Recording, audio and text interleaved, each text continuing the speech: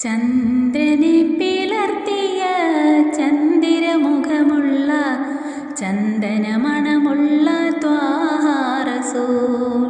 ചന്ദ്രനെ പിളർത്തിയ ചന്ദിരമുഖമുള്ള ചന്ദനമണമുള്ള ത്വാഹ റസൂൽ. ചന്ദനമണമുള്ള ത്വാഹ റസൂൽ.